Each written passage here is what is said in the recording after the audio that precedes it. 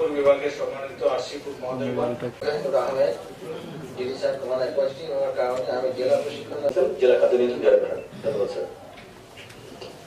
আসসালামু আলাইকুম সবাইকে শুভেচ্ছা। আমি সাজেদুর রহমান সাজু, কাজ করি বাংলাদেশকে।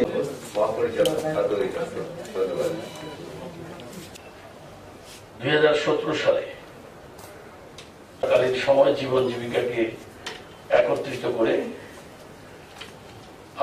হয়তো বাজার বেশি আছে কিন্তু আমাদের ফাঁকা করতে হয়েছে, সেটি অনেকের সন্দেহ থাকে।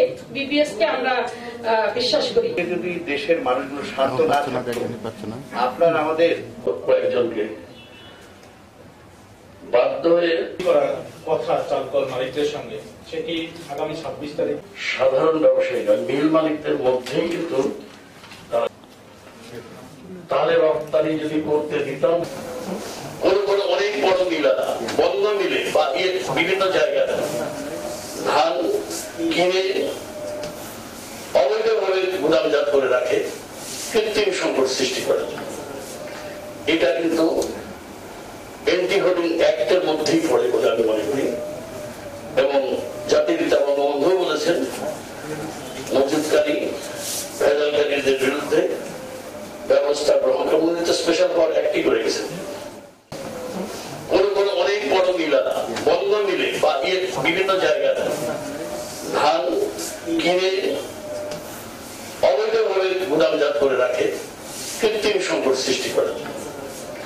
এটা কিন্তু এন্টি হোর্ডিং অ্যাক্টের মধ্যেই পড়ে বলে আমি মনে করি। এবং জাতির পিতা বঙ্গবন্ধু বলেছেন মজুতকারী ভেজালকারীদের বিরুদ্ধে ব্যবস্থা গ্রহণ করে স্পেশাল পাওয়ার অ্যাক্টই করে গেছেন।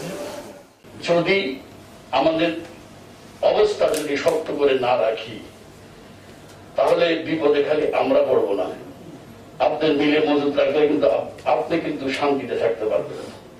আজকাল কেজিতে 1 টাকা 2 টাকা চিন্তা করছেন, কিন্তু তখন কিন্তু বিনা পয়সায় আপনাকে দরজা খুলে না, আপনি থাকবেন না, ম্যানেজার থাকবে না, লেবার থাকবে না, একদিনে লুট হয়ে চলে যাবে।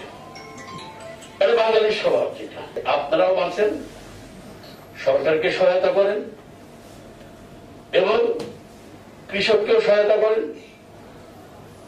এবং অনাকাঙ্ক্ষিত কোনো যেন পাবলিক মব না হয় সেই জন্য আপনাদেরও সহায়তার জন্য এগিয়ে আসতে হবে।